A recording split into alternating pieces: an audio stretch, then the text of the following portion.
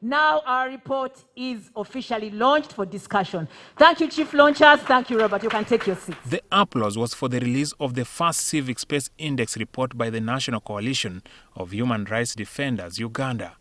However, the warm response given to the release of the report belies the unflattering findings inside its pages. Majority at 73% noted that they believed that the country was moving in the wrong direction and may be hard to redeem. The report shows that there is a growing fear of attacks against civil society activists and journalists as the freedom of expression, assembly, and rule of law are increasingly abused. Spaces for participation rights are closing because of enactment and enforcement of repressive laws and COVID-19 pandemic control rules and presidential directives. So these have been also a challenge. The report shows that COVID-19 regulations have also been used to suppress the civil liberties, and there are fears that some of the restrictions shall remain in place even after the pandemic ends. The Uganda Police Force has been ranked as the top violator of civil rights among the security agencies, followed by the Army and resident district commissioners. NGO Bureau was found to be notorious at 60%. The UPDF and ITC, CMI, Internal Security Organization, and LODUs at over 80%.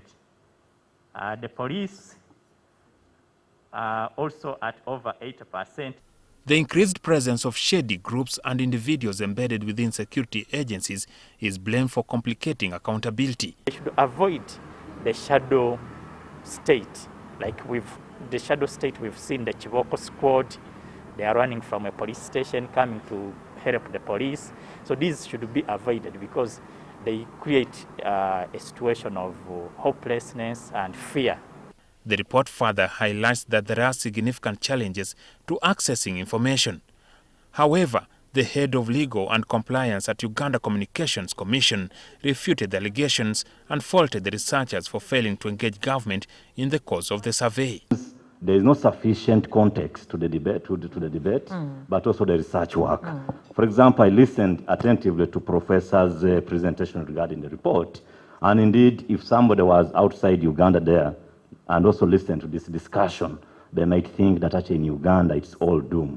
Waiswa put the blame on members of the public, most of whom do not know where and how to seek information. The sponsors of the survey hope the report will be used by the respective institutions to make much-needed changes. We want government to have what we would call an honest civic discourse.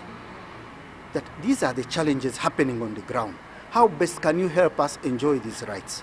But not to tarnish the image of our country outside there. Jackson Onyango, NTV.